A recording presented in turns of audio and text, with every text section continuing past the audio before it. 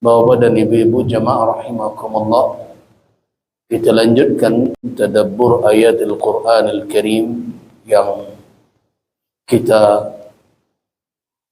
lakukan selama ini. Setiap majlis kita diadakan, di mana pada pertemuan yang lalu kita telah berbicara tentang mulai dari Alhamdulillahi Rabbil Alamin dan Ar-Rahmanir Rahim. Sekarang kita masuk ke ayat berikutnya, yaitu ayat Maliki Yaumiddin.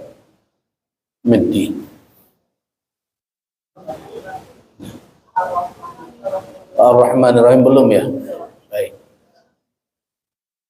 Ar-Rahmanir Rahim, Maliki Yaumiddin.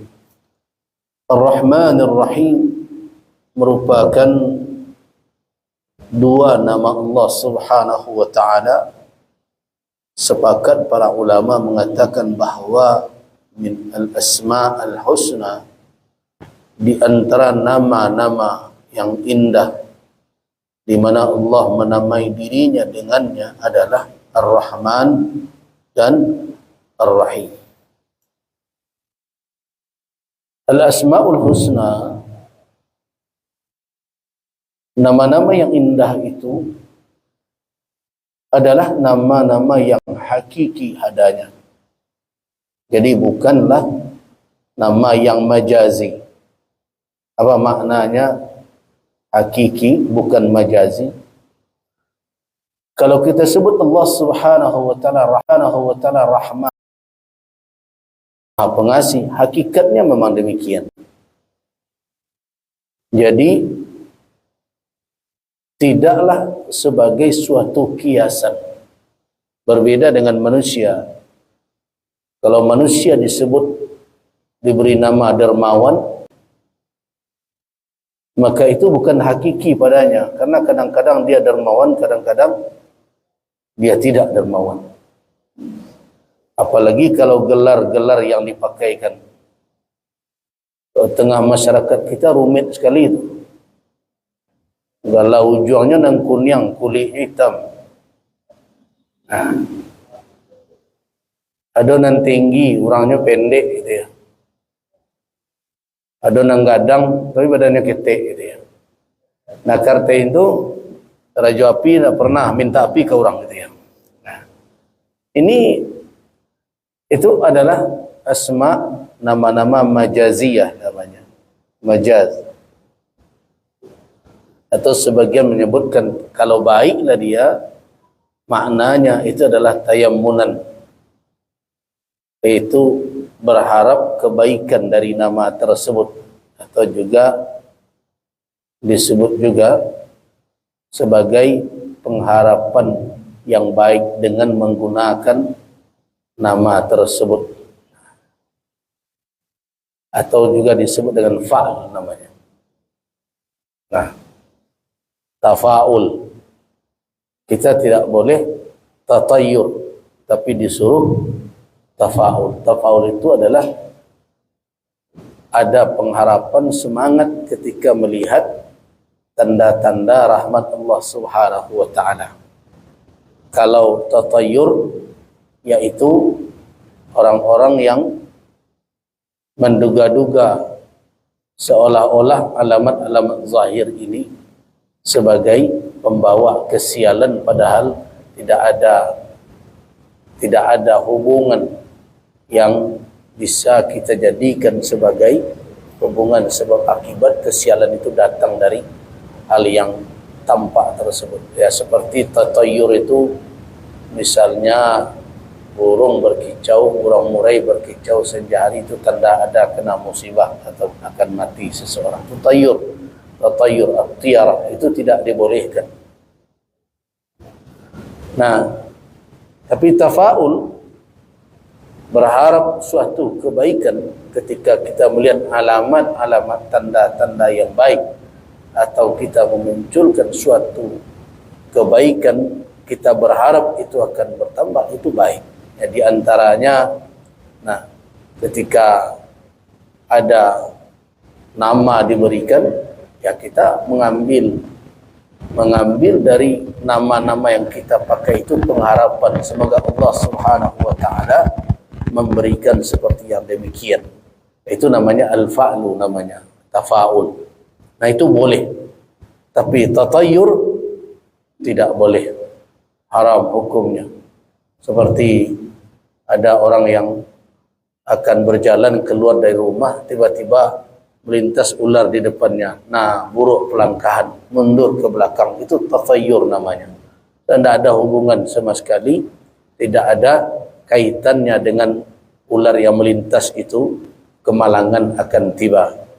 Itu juga seperti orang yang tertabrak kucing, kemudian karena tidak dia selenggarakan, dia menduga itu akan terkena bencana di kemudian hari. Itu tidak benar. Nah, karena tatayyur itu biasanya berdiri di atas keyakinan yang khurafat. Tapi kalau al-fa'lu itu adalah semangat. Kita melihat ada sesuatu. Nah, seperti orang di pagi hari melihat dia sedang berjualan, tiba-tiba dia melihat ada tanda-tanda kebaikan. Wah, ini cerah berbagai macam. Mudah-mudahan ini adalah alamat Allah akan memberikan rezeki yang lebih. Itu biasa, itu tidak ada masalah, itu tafa'ul.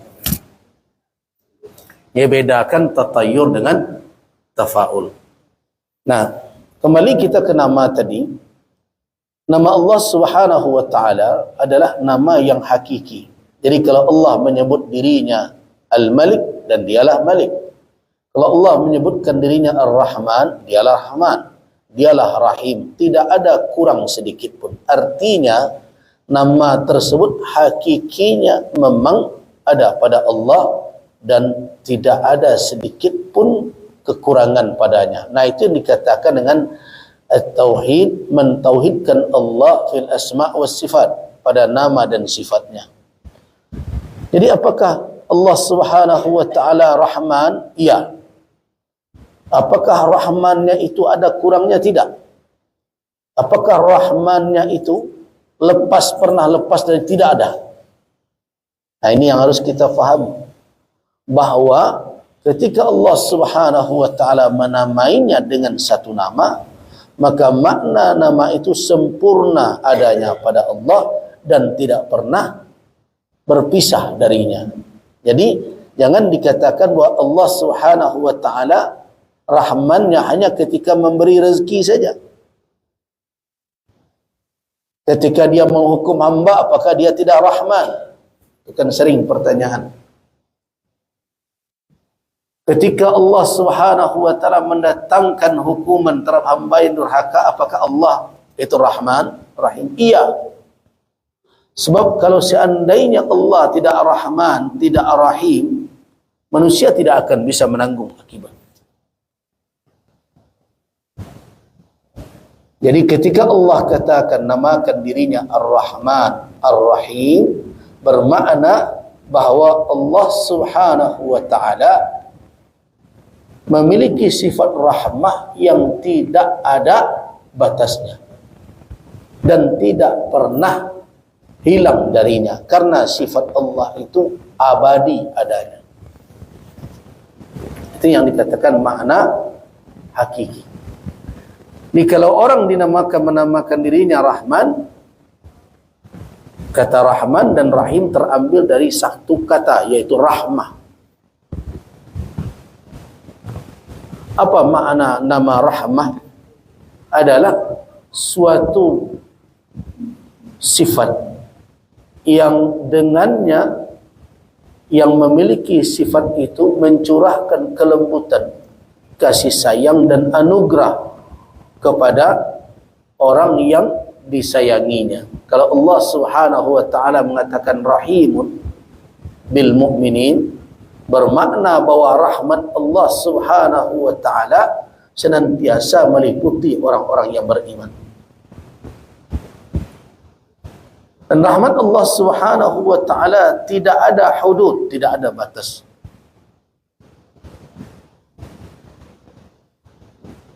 Berbeda dengan manusia.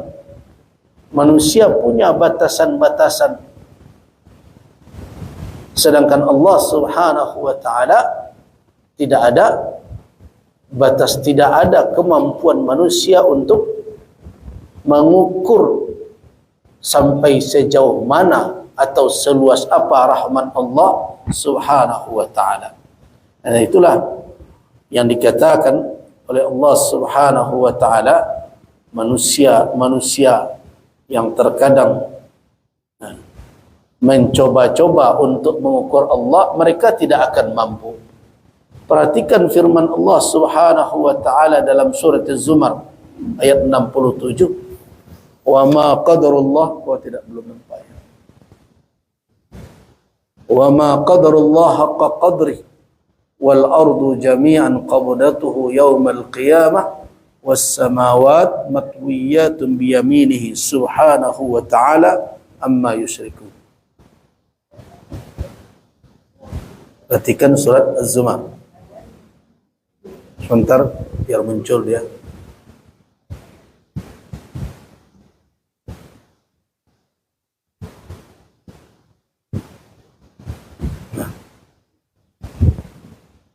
Perhatikan surah Az-Zumar ayat 67, wa ma qadarullaha haqqa qadri wal ardu jami'an qabdatuhu yawmal qiyamah was samawat matwiyatun biyaminihi subhanahu wa ta'ala amma yusyriku.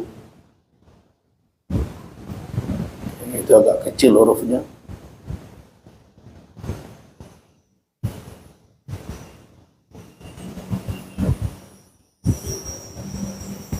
Wa ma qadarullah haqqa qadri wal ardu jami'an qabdatuhu yawmal qiyamah was samawat matwiyatun biyaminihi subhanahu wa ta'ala amma yusriku.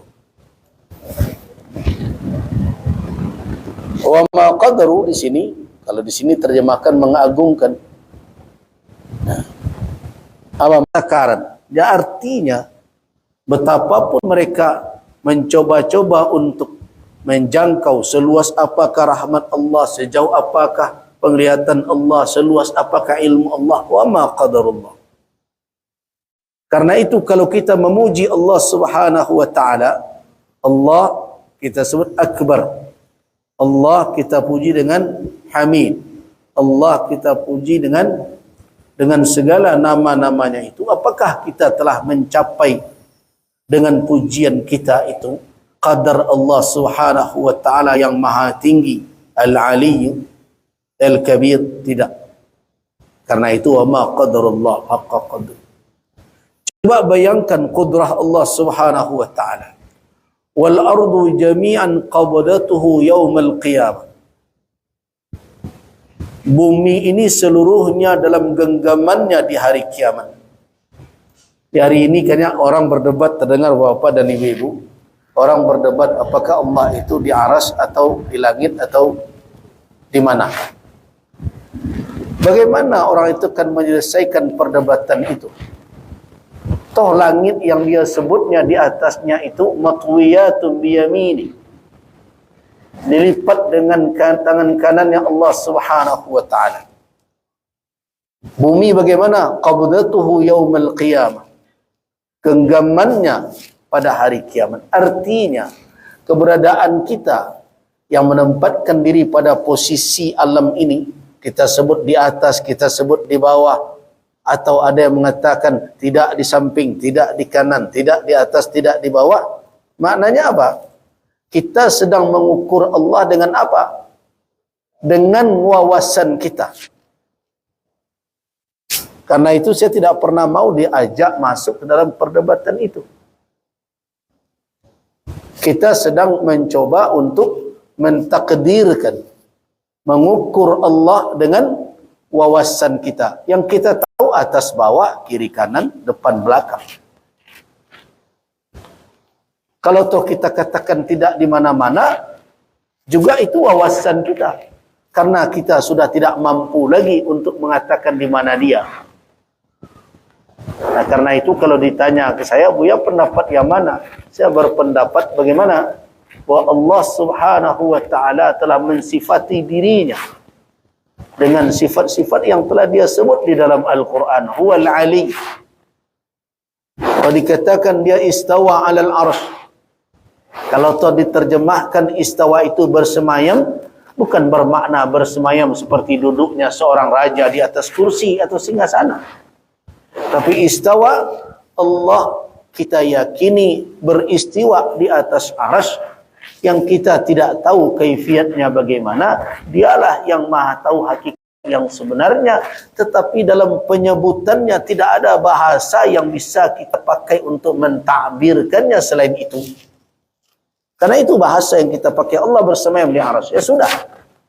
Seperti apa bersemayamnya? Bila kaif, kita tidak tahu bagaimana. So kalau kita katakan dia tidak di sana, dia katakan istawa alal arsy. Dikatakan dia tidak di luar alam, dia tidak di dalam alam, itu kan ukuran keilmuan kita. Yang kita tahu luar, dalam, depan, belakang, atas, bawah. Luar dari itu apa? Kita tidak tahu lagi. Nah, kalau kita katakan dia tidak di mana-mana, atau dia di mana, atau dia di sana, secara hakiki, kita telah membatasinya. Allah Subhanahu wa ta'ala maha luas, maha besar. Ilmu tidak akan tertampung dan bumi. Wasi'a kursiyyuhus samawati wal ardh. Ilmu Allah Subhanahu wa ta'ala tidak akan terjangkau oleh manusia.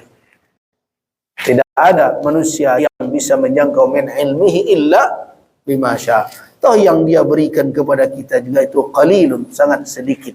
Wa ma utitu minal ilmi illa qalila. Nah, karena itu akan lebih selamat kalau kita tidak masuk terlalu jauh memperdebatkan apa yang pernah diperdebatkan oleh ahli ilmu kalam. Cukup saja ya sudah. Allah Subhanahu wa ta'ala ada dia. Dan kalau dikatakan dalam Al-Quran dia beristiwa di alal arsy, di atas arsy, ya biar katakan seperti itu. Tapi bagaimanakah kaifiatnya? Wallahu a'lam. Kenapa wallahu a'lam? Karena siapa yang bisa mengukurnya, siapa yang bisa mentakdirkannya, siapa yang bisa mengandaikannya. Pengandaian kita pun tidak bisa masuk kepada Allah Rabbul Alamin. Tetapi kenapa ada yang mengatakan bahwa Allah bersemayam di arsy? Allah Subhanahu wa ta'ala begini. Itulah yang bisa kita ucapkan tentang Allah. Itu yang bisa kita ucapkan sebagai kalimat untuk mengungkapkan dia. Tapi apakah kalimat kita itu sudah mencapai hakikat sebenarnya? Tidak. Allah Subhanahu wa ta'ala lebih luas dibandingkan kata-kata kita. Allah Subhanahu wa ta'ala maha besar, melebihi dari sanjungan dan pengagungan kita. Karena itulah makanya kita berkeyakinan bahwa asma Allah Subhanahu wa ta'ala itu tidak terbatas. Jadi yang 99 itu apa? Yang 99 itu bukan batasan nama Allah. Ini yang cenderung sebagian dari kita membatasi asma Allah pada 99. Nah,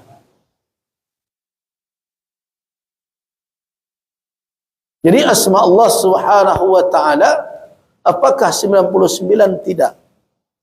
Asma Allah Subhanahu wa ta'ala ghairu mahsur, tidak ada batasnya.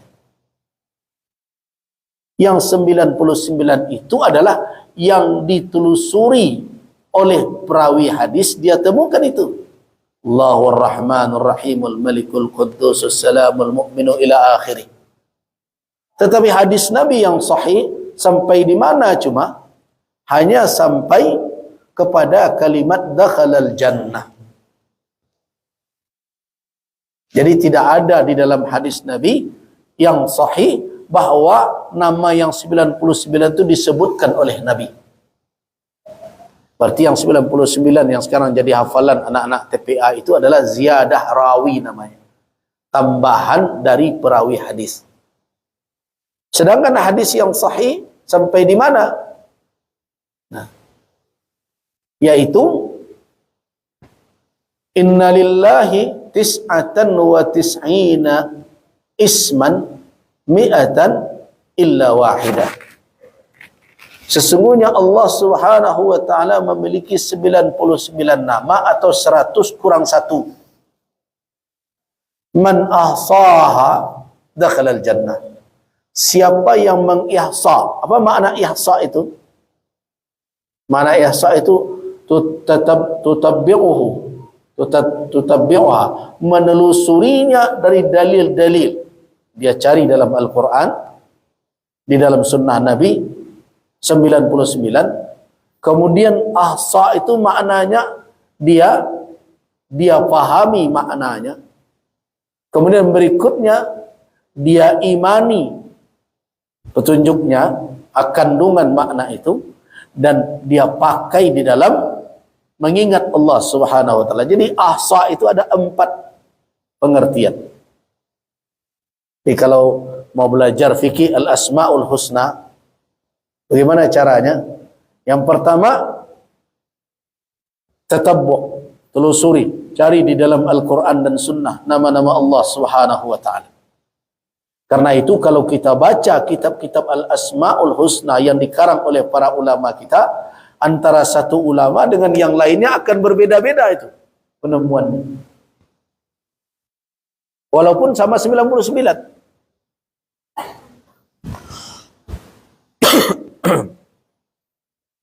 Ya. Jadi mengihsa maknanya apa? Sesuai hadis ini, innalillahi tis'atan wa tis'una isman. Allah punya 99 nama. Man ahsaha, itu yang merah itu. Apa makna ahsa di situ? Yang pertama adalah tatabbu', menelusuri, mencari. Kemudian yang kedua apa maknanya? Adalah memahaminya. Ada yang mengatakan menghafalnya. Nah, kemudian menelusurinya, kemudian menghafalnya dan memahaminya. Yang ketiga apa? Meyakini makna yang terkandung itu di dalam. Dan berikutnya adalah mempergunakannya di dalam beribadah, di dalam doa, di dalam berzikir. Itu makna ihsa di situ. Nah, karena itu masing-masing ulama dan kita kalau mencoba mencari asma Allah al-husna, mungkin akan berbeda-beda yang bertemu dari 99 itu. Karena kalau kita telusuri Al-Quranul Karim, kita akan menemukan lebih dari 99.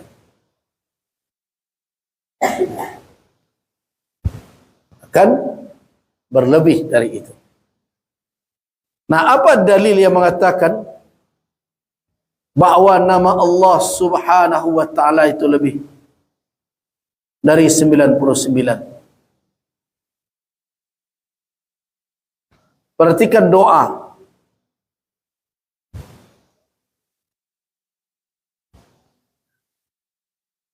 Dari Abdullah bin Mas'ud yang diriwayatkan oleh Al-Imam Ahmad ibn Hanbal. Ini namanya doa kurbah namanya. Atau doa orang ditimpa oleh kesusahan. Atau juga sering disebut dengan doa salat hajat. Jadi kalau ada orang yang berhajat kepada Allah,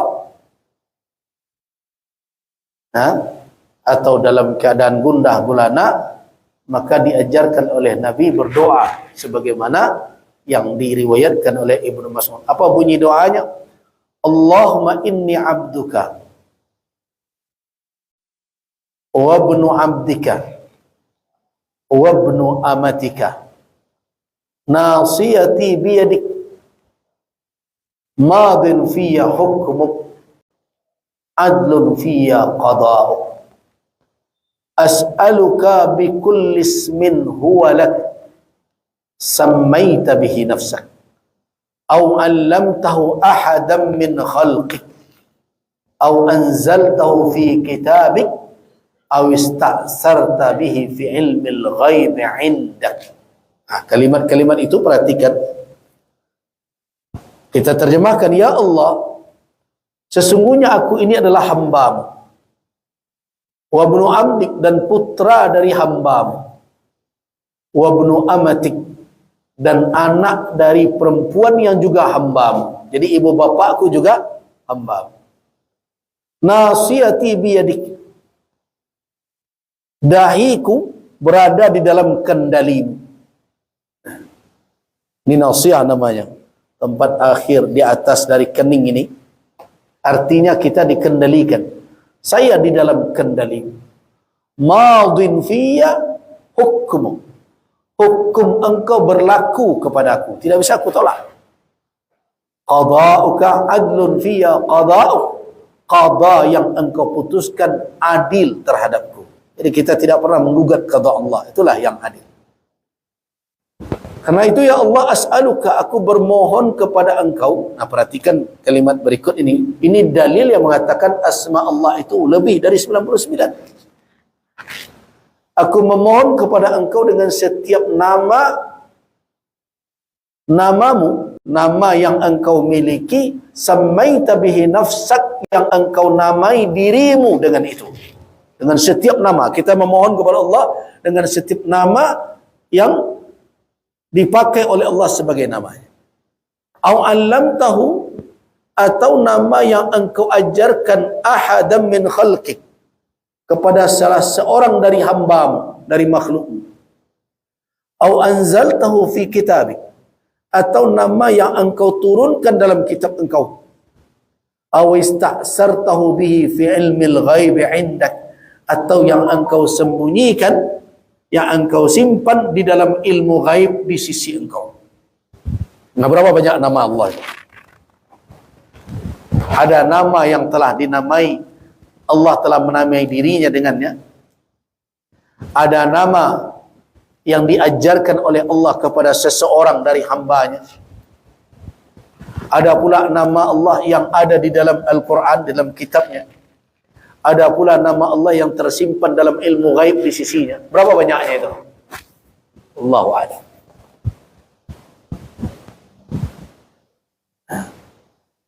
Jadi tis'atan wa tis'in, 99 itu bukan batasan. Tetapi 99 itu modal untuk masuk surga, iya. Jadi siapa yang melakukan ihsa, menemukan 99 nama, memahaminya, meyakini kebenarannya, mempergunakannya di dalam ibadahnya, di dalam zikirnya, dalam doanya, maka ada di situ janji Nabi, dakhalal jannah. Jadi bukan batasan 99, tapi 99 itu untuk masuk surga. Jadi siapa yang bisa mendapatkan 99 nama Allah, memahaminya, meyakini kebenaran nama itu dan memakainya di dalam ibadahnya, ada janji dakhalal jannah. Itu makna 9 dakhalal jannah. Itu makna 99 nama Allah itu. Maksud dari nah, kembali kita ke ayat tadi.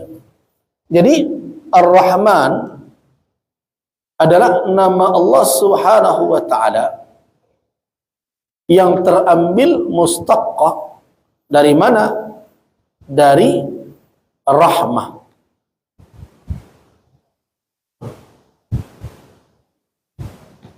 Jadi Ar-Rahman, Ar-Rahim, bermakna kata Rahman itu adalah, kata Ibnu Abbas, Ar-Rahman Ar-Rahim adalah ismani raqiqan, ahaduhuma araqqu minal akhar. Dua nama Allah Subhanahu wa taala yang mengandung makna kelembutan, raqiq.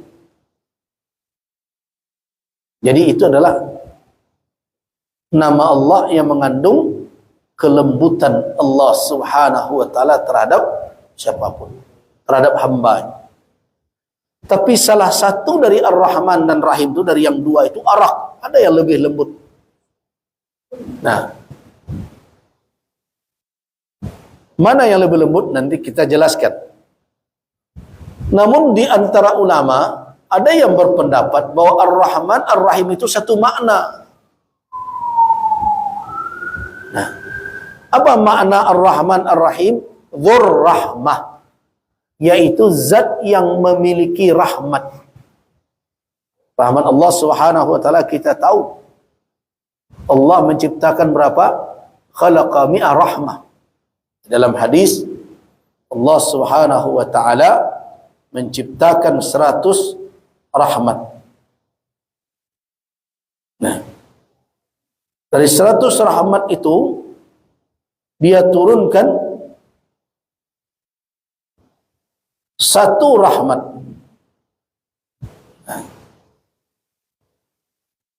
Fa'amsaka indahu tis'an wa tis'ina rahmatan. Allah tunda atau disimpan oleh Allah di sisinya 99 rahmat. Jadi dari 100 rahmat yang dia ciptakan, berapa yang dia turunkan ke bumi ini? Satu cuman. Yang satu itu bukan untuk manusia saja. Wa arsala fi khalqihi kullihim. Itu dalam hadis sahih al-Imam Al-Bukhari dan al-Imam Muslim. Ya. Bahwa Allah Subhanahu wa taala menciptakan 100 rahmat, dia turunkan untuk seluruh makhluknya rahmatan wahidah, satu rahmat. Wa amsaka indahu, dan ia pertahankan di sisinya 99 rahmat. Maaf. Nah, coba perhatikan. Apa kata Nabi sallallahu alaihi wasallam? "Falau ya'lamul kafiru bikulli alladhi inna Allah minar rahmah lam yai'as minal jannah." Kalau seandainya orang kafir itu berilmu, tahu mereka 90 seluruh rahmat yang telah disiapkan oleh Allah Subhanahu wa taala, pernah mereka mengharap. Jadi orang kafir itu tentang itu maklumat kepadanya, bukan hanya sebatas pengetahuan yang diterima, tapi pengetahuan membekas keyakinan, sehingga bersesuaian antara maklumat dengan hakikat kenyataan. Itu ilmu. Nah, karena itulah makanya kata Nabi, "Falau ya'lamu al-kafiru bikulli alladhi 'inda Allahi minar rahmah."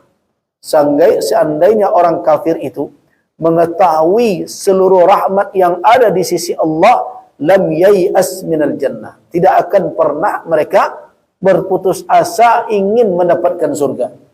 Tapi sayang, mereka tidak tahu. Begitu juga walau ya'lamul mu'min, seandainya orang yang beriman ini punya ilmu pula begitu dari ancaman neraka. Banyak orang beriman ini malas beribadah. Kenapa? Karena merasa neraka jauh dari diri.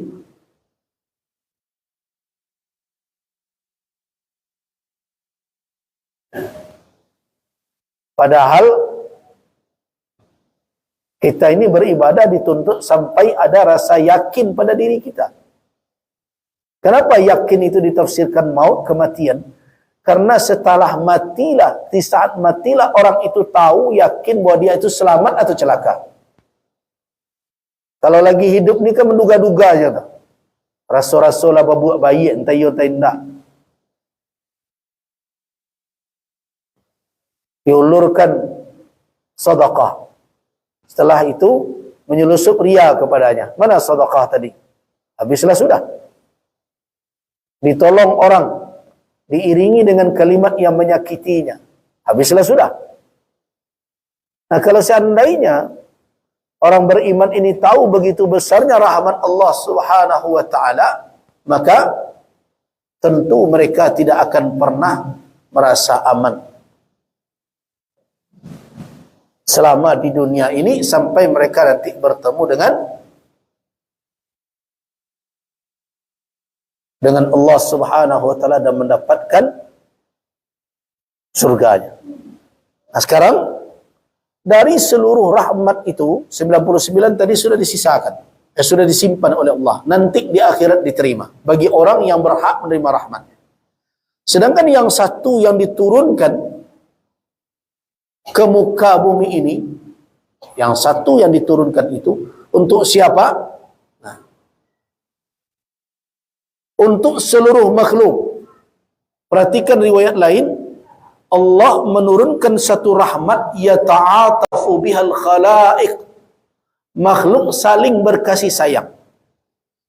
Nah, jinnuha wa insuha, termasuk jin dan manusia, termasuk bahaimuha, binatang-binatang ternak.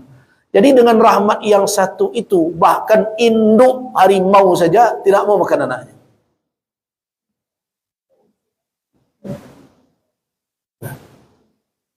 Kalau ada manusia makan anak lebih buas dari harimau. Binatang ternak saja tidak mau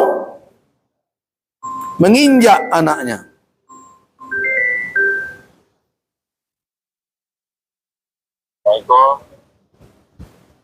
Assalamualaikum, mau kontak ya.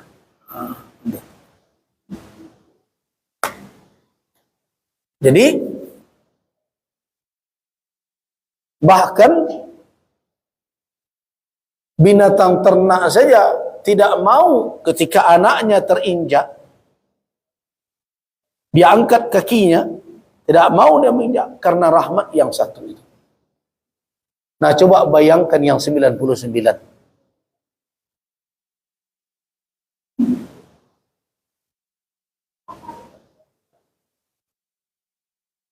Jadi karena itu, ketika Allah katakan dia Ar-Rahman dalam bentuk mubalaghah, superlatif ya, bersangatan, berarti Allah Subhanahu wa taala dzur rahmatil wasi'ah. Allah lah pemilik rahmat yang maha luas, yang tidak ada batasnya, tidak ada ukuran bagi manusia untuk mengukur luasnya dan besarnya rahmat Allah Azza wa Jalla. Itulah makna dari Ar-Rahman.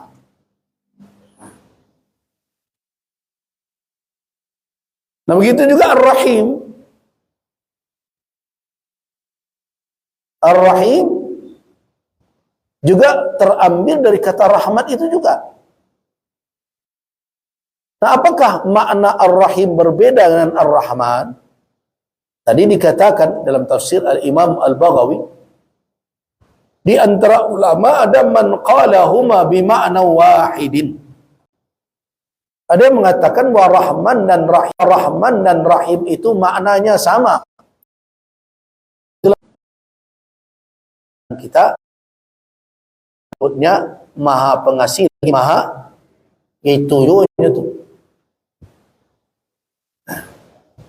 Itu merujuk kepada apa?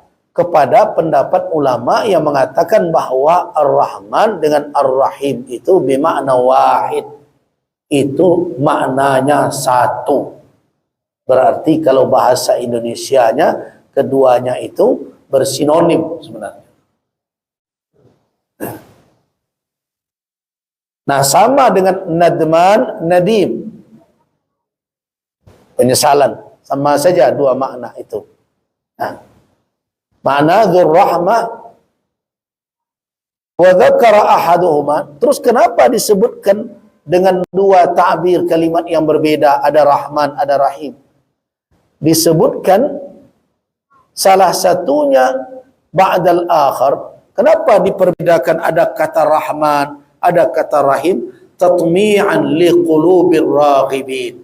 Supaya membuat dia dua kata itu supaya lebih mendatangkan tamak, harapan yang besar pada hati orang yang mengharapkan rahmat tersebut. Jadi itu tujuannya. Nah,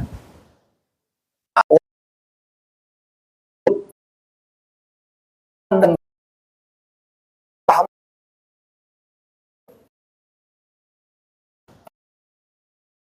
rahman Allah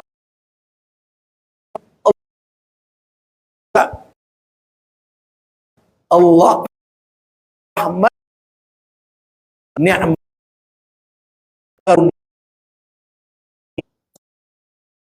seperti itu, Rahman, Rahimun, Ar-Rahmanir Rahim, bermakna ada karunia Allah yang tidak putusnya. Dan hakikatnya memang demikian. Kapan pula nikmat Allah putus? Manusia saja yang sering salah sangka. Kalau sudah diuji dengan sakit, kata dia tidak dapat rahmat lagi. Padahal masih bernafas juga. Iya kan? Ada orang yang merasa bahwa ketika dia rugi dalam berbisnis, dia tidak dapat rahmat Allah. Padahal dia makan juga. Dia berjalan juga. Dia melihat juga. Bahkan yang lebih besar dari itu, dia masih berkeimanan juga. Dia masih Islam juga. Itu rahmat yang tidak ada tandingannya itu. Ya Bapak dan Ibu-ibu, apa rahmat Allah yang terbesar setelah nikmatul hayah, setelah nikmat kehidupan adalah nikmatul Islam. Nikmat berkeislaman. Tidak ada artinya hidup tanpa Islam.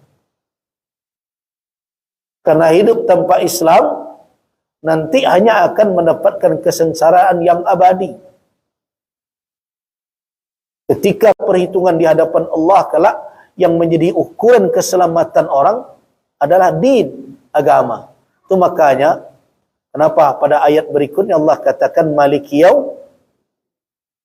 Yaumuddin itu adalah nama hari kiamat. Setelah istilah hari kiamat, itu yang paling banyak tersebut di dalam Al-Quran. Lebih kurang 13 kali. 13 kali Yaumuddin itu. Nanti ketika kita bicara Maliki Yaumuddin, kita jelaskan. 13 kali disebut Yaumuddin. Kenapa hari kiamat itu dikatakan Yaumuddin? Salah satunya adalah karena yang menjadi ukuran seseorang itu selamat kelak di hari kiamat itu adalah dinu, agama. Nah, itu yang sering saya ingatkan kepada orang-orang yang fanatik dengan tradisi, adat istiadat, pusaka lamo berbagai macam. Anda itu nanti diminta pertanggungjawabannya, ukurannya din, agama, bukan kece orang itu. Bukan pitua-pitua yang ditinggalkan oleh nenek moyang. Karena itu, yang diwariskan oleh nenek moyang itu, pakailah sebatas yang dibenarkan oleh syarak. Kalau tidak diterima oleh syarak, tinggalkan saja. Kenapa? Menyesal nanti di hari kiamat. Karena kelak kita akan melihat di hari kiamat itu, panji-panji yang berkibar kelak di hari kiamat itu satu saja. Tidak ada panji lain. Di Merawawak tidak tagak nanti itu. Panji-panji yang dipegang oleh Rasul, yang disebut Liwa'ul Hamdi. Liwa'ul Hamdi. Kepada ibu-ibu coba lihat hadis ini.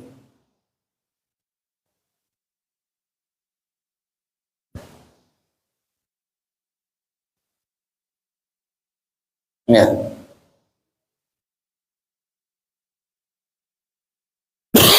Maaf.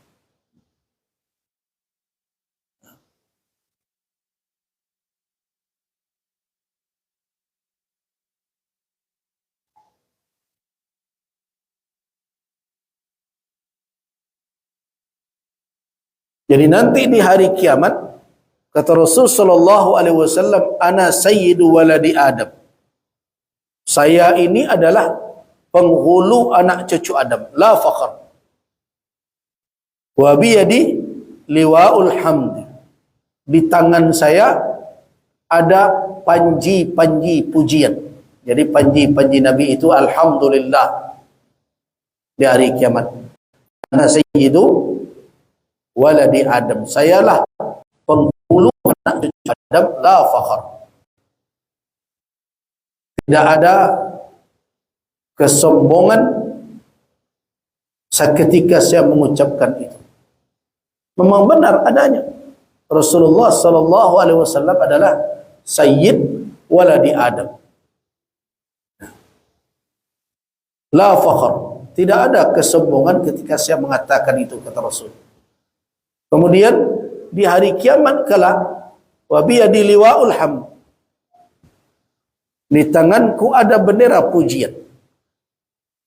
Jadi setiap orang nanti yang selamat itu akan bernaung di bawah panji-panji Rasul. Bukan, tidak ada panji-panji lain. Nah, karena itu kalau mau selamat di hari kiamat itu, yang disebut Yaumuddin itu adalah orang-orang yang berjalan di atas petunjuk Rasul.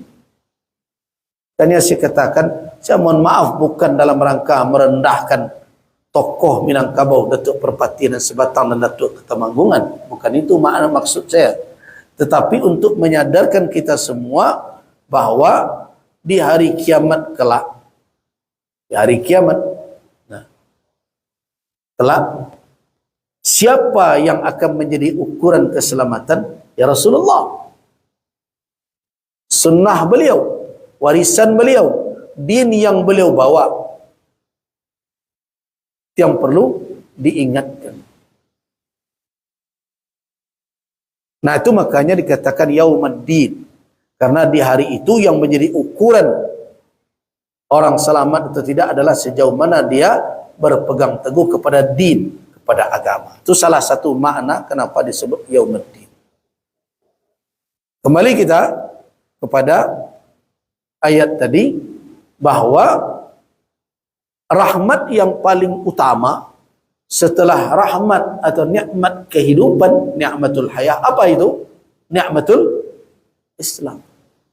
Nah, karena itulah makanya Allah Subhanahu wa taala menamai dirinya Rahmanur Rahim, karena dialah pemberi rahmat yang tidak ada bandingannya. Ialah pemilik rahmat yang tidak ada tandingannya. Jadi Allah itu tidak hanya kita sucikan keyakinan kita terhadapnya dari syirik yang bersifat maddi, syirik bersifat material.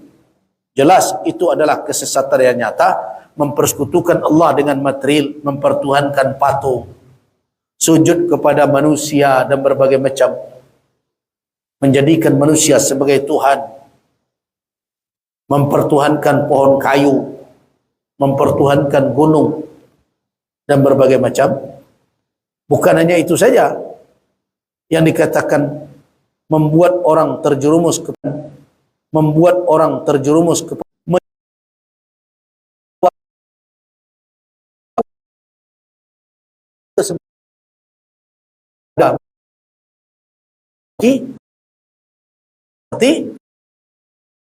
seperti Allah sebut dia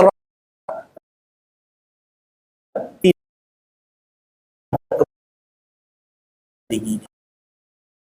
Allah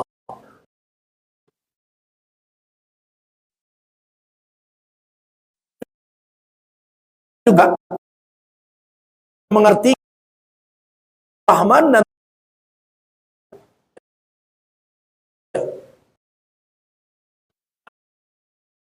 anal umum, warrahim bima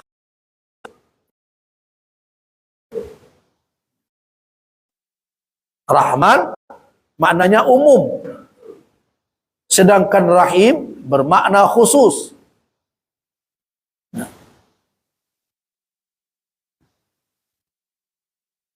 Terus bagaimana kita memahami ayat Ar-Rahman Ar-Rahim?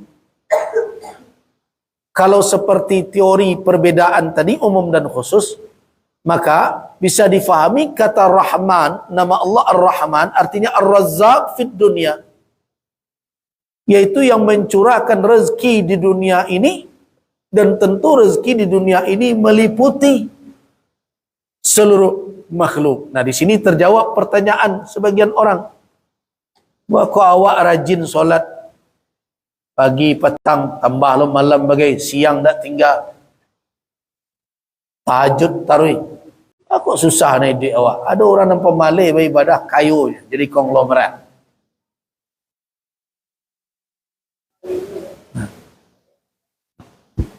Dan muncul pertanyaan kadang seperti itu.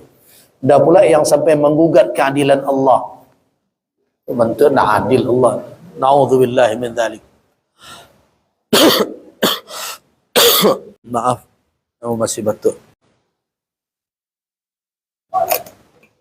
Nah, ada pula yang sampai menggugat. Kalau kita fahami dalam konsep seperti ini, Ar-Rahman maknanya Allah Ar-Razzaq. Dunia maha mencurahkan rezeki di dunia ini, dan dia alal umum likafatil khalq, secara umum menjangkau seluruh makhluk. Jadi yang dituntut di sini adalah rezeki Allah itu dia tebarkan di muka bumi ini, dan mau tak manusia makhluknya itu berusaha untuk menjangkaunya. Jadi rupanya dalam perkara rezeki di dunia dalam konsep seperti ini, itu tergantung ikhtiar manusia di dalam menjangkau rezeki tersebut. Nah, kadang di awak di situ kurang evaluasi. Solat rajin tapi kerajo pemalih. Masalah sensei je doa petang pagi. Padahal Allah Subhanahu wa taala menyuruh kita beramal, berusaha. Bukankah dalam hadis Nabi sallallahu alaihi wasallam, innallaha yuhibbu rajulan idza amila ayyutqinahu, kan begitu? Sesungguhnya Allah mencintai seseorang kalau dia bekerja, dia beramal untuk sesuatu, ayyutqinahu, dia profesional dalam menjalankan pekerjaannya itu. Memang dia tempuh dengan cara yang baik, sistemnya dia buat, memang dia berikhtiar maksimal. Allah senang dengan orang yang seperti itu. Nah, kita tidak menempuh jalan itu.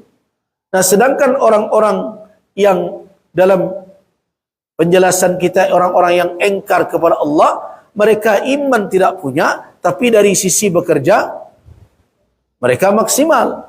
Nah, sedangkan yang akan didapat di dunia ini adalah rezeki yang dicurahkan oleh Allah di muka bumi, yang diikat oleh Allah dengan hukum sabab dan akibat. Jadi siapa yang menempuh sabab, dia mendapat akibat. Siapa yang menanam, ya begitu. Awak nanam tak mau dong. Diletak saya bani itu di pematang, sudah itu berdoa lagi. Itu tak tumbuhnya. Nah, berarti Anda yang harus dievaluasi di dalam sikap kita selama ini. Umat Islam ini kalau kita mau autokritik kepada diri kita, bermuhasabah, kita ini adalah umat yang kurang produktif. Awak umat Nabi belanjo. Nah, mengkonsumsi rajin, memproduksi agak malih. Buktinya cari di Makkah, isi kadai orang tu orang Indonesia. Nah, kita termasuk yang malas. Lihatlah cara orang Minang pun sebenarnya harus bercermin diri. Orang Minang ini dahulu adalah orang-orang yang memiliki karakteristik sebagai pebisnis. Karena itu orang Minang kok susah dipimpin orang. Karena ingin hidup mandiri dan tidak amuah menjadi anak buah orang. Itu karakter orang Minang. Aku carilah di mana-mana, daripada ambo jadi anak buah orang, cak ambo tagak surang walaupun kaki limo. Karena itu yang tumbuh di Minang itu dulu adalah mental-mental entrepreneur. Dulu. Tapi kini jujur atau tidak tergantung apa-apa dan ibu-ibu. Anda tunjuk orang, awaklah bangga tuh. Ambo kerajo kini. Padahal jadi pesuruh. Nah kan berubah mental orang Minangkabau. Dahulu enggak. Dahulu modal seketek, babau, rantau. Setelah itu mereka berjualan, berdagang, karena itu di mana-mana mereka ada. Nah, tapi sekarang karakter itu mulai luntur.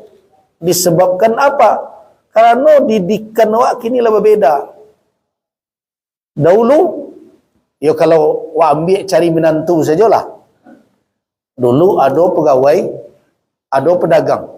Mata orang nyalang ke pedagang. Kalau ni enggak, kalau kini ada orang mengalih jadi calon menantu awak, seorang lain jadi pegawai. Kecik awak, cak enam pegawai terjamin ini.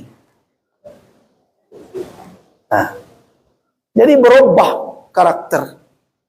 Jadi kemudian tidak salah kalau akhirnya para pebisnis Minangkabau itu tidak lagi seperti dahulu. Mereka tidak lagi merajai. Walaupun dahulu dibanding-bandingkan orang. Dahulu yang bisa bersaing dengan orang Minang itu Chinese. Itu saja dulu. Nah sampai hari ini, kadang-kadang kita marah-marah pula dengan Cina. Negaranya berdagang, berjualan, berbagai macam. Sampai hari ini mereka pelihara itu. Mental entrepreneur itu. Sedangkan kita sudah menyingkirkannya. Mereka kemana-mana tetap. Coba lihat. Anak-anak mereka itu tidak banyak yang mereka arahkan kemana. Untuk jadi pegawai. Mereka lebih menanamkan jiwa bisnis dan dagang di dalam diri anak-anak mereka. Karena itu jangan dikatakan anak mereka cuma di kedai-kedai saja, tapi kadang-kadang mereka sudah kuliah, apalagi sekarang online berbagai macam. Mereka warisi ilmu itu. Kita punya dahulu modal itu, modal sosial tersebut. Tapi sayang, kemudian kita lepaskan. Apakah sepatutnya orang Minang harus mengevaluasi diri kembali? Kalau saya, iya. Di semangat bisnis dan berdagang itu perlu kepada ayat tadi. Kalau makna dari Ar-Rahman itu bermakna umum, meliputi seluruh makhluk, berarti siapapun makhluk di muka bumi ini yang mau menempuh sabab, dia akan menemukan akibat. Siapa yang menanam, dia akan menuai. Itulah rahmannya Allah. Nah, tetapi kata Ar-Rahim bima'nal khas. Maknan khas. Rahim itu maknanya lebih khusus, yaitu al-mu'afi fil akhirah wal afu fil akhirah lil mu'minin, yaitu yang memaafkan di akhirat kelak, yaitu memberikan nikmat, ampunan dan kemaafan. Nah, itulah yang khusus hanya untuk orang-orang yang beriman. Jadi kalau kita mau bersaing dalam kehidupan dunia, yakinilah rahmannya Allah. Kalau kita ingin mendapatkan kelapangan, kemaafan di sisi Allah Subhanahu wa taala kelak di hari akhir, maka itulah rahimnya Allah Subhanahu wa taala.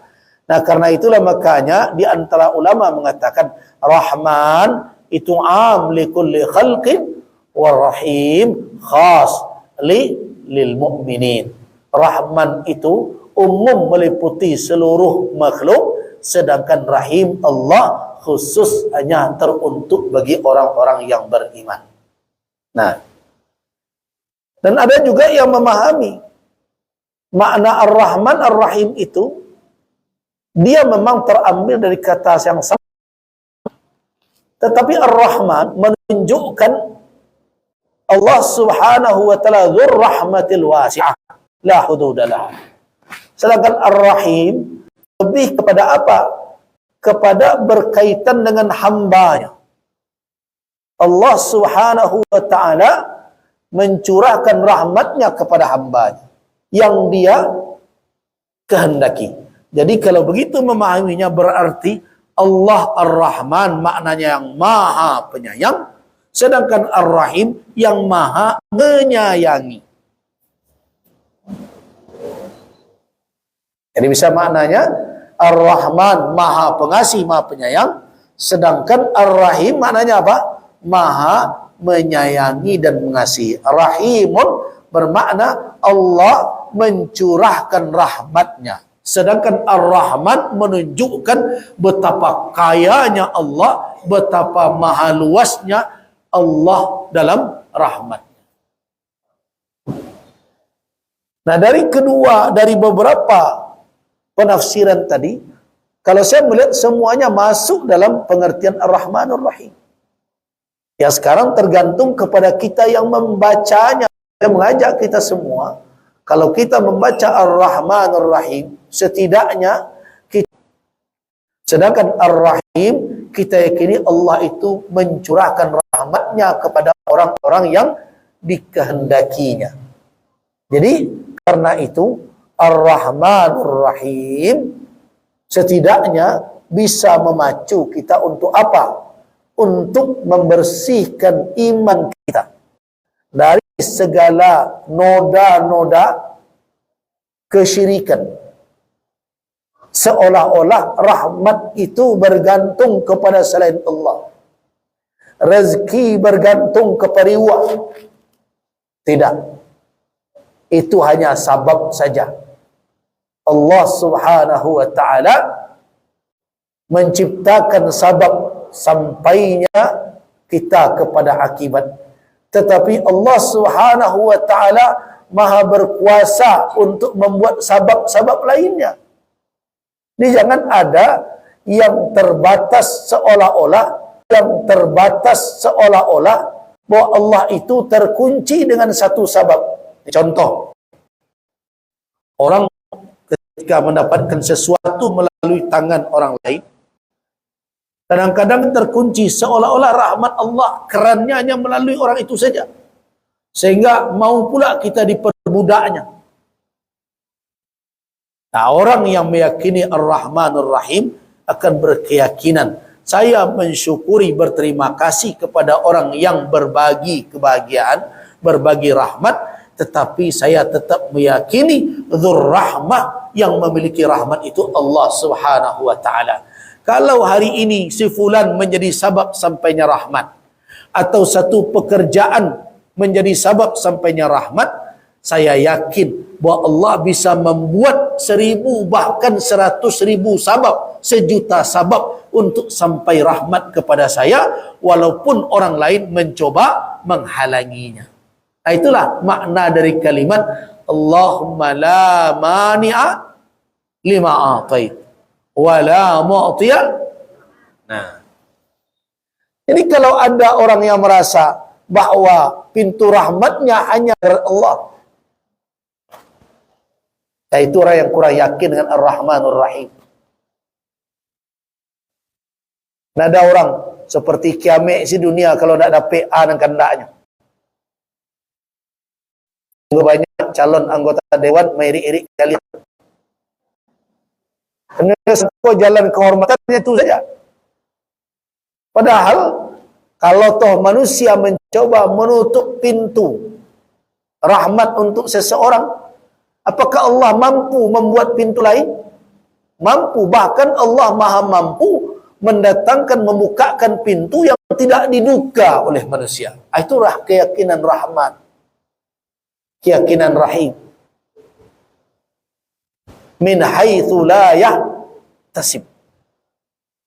Dari pintu, dari arah yang engkau tidak perkirakan. Begitu rahmat Allah.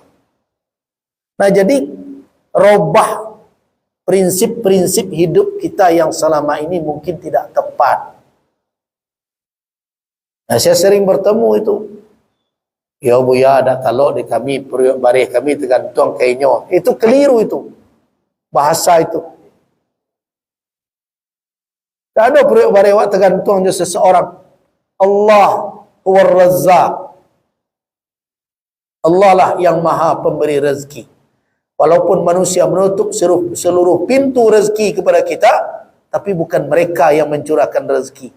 Mereka boleh menutup sekian buah. Allah bisa menciptakan banyak pintu yang tidak disangka oleh manusia. Itulah Ar-Rahman. Itulah Ar-Rahim. Kemudian faedah yang kedua yang ingin kita katakan apa? Adalah bahwa kalau Allah begitu memiliki rahmat kepada manusia, walaupun kadang sebagian manusia itu ada yang tidak tahu diri, setelah dia menerima rahmat Allah malah didurhakainya Allah dengan rahmatnya. Jadi orang-orang nan durhaka, Bapak dan Ibu-ibu, mereka mendurhakai Allah dengan apa? Dengan rahmat Allah. Kalau dibawakanlah kepada manusia perangai seperti itu, Mungkin sumpah serapah sudah keluar dari mulutnya. Kalau kita ilustrasikan misal begini, ada seseorang terus rajin memberi kepada orang lain. Layado sesak dilapangkan. Layado susah dibantu. Layado nasampi, ada nambarik diringankan. Begitulah orang tersebut begitu sayang kepada seseorang. Tiba-tiba di saat orang itu difitnah orang lain. Di saat orang yang senantiasa berbuat baik kepadanya itu dicelakai orang lain. Orang yang menerima kebaikan yang telah begitu banyak tidak terhitung tadi itu, ikut pula memfitnahnya. Ikut pula mencelakainya. Kira-kira apa sikap orang yang memberi? Nah, coba renung-renungkan itu. Yang sangat mengherankan lagi, ketika dia sudah ikut bersekongkol dengan musuh orang yang berbuat baik kepadanya, tiba-tiba hidupnya terdesak pula kembali. Datang pula dia ke pintu, ke rumah orang yang tadi berbuat baik yang sudah difitnahnya pula itu. Apa kira-kira sikap manusia yang berbuat baik tadi? Namun tak berbuat kebaikan balik. Ambo khawatir sampai pintu pagar saya kena usir tu. Ajan tampu aja lamban boleh. Assalamualaikum mau buat baik itu nanti buat kamu. Layado pengana tu macam-macam itu. Itulah manusia. Nah sekarang coba kalau itu dibawakan kepada hubungan kita dengan Allah Subhanahu wa taala. Rahmat Allah tidak terhitung. Kemudian ketika dia melarang sesuatu, malah itu kita langgar. Kita durhakai dia dengan rahmat yang dia berikan itu. Mata kita pakai untuk yang haram, padahal mata pemberian Allah. Uang kita belikan misalnya untuk berjudi dan berbagai macam, padahal uang itu rahmat Allah. Nah setelah durhaka seperti itu, datang lagi meminta kepadanya, ya Allah, bos susah lapangkanlah bos balik. Kalau seandainya Allah tidak Ar-Rahman, tidak Ar-Rahim, mungkin dijatuhkannya loteng ke muka. Di duit balik gunung sago tu.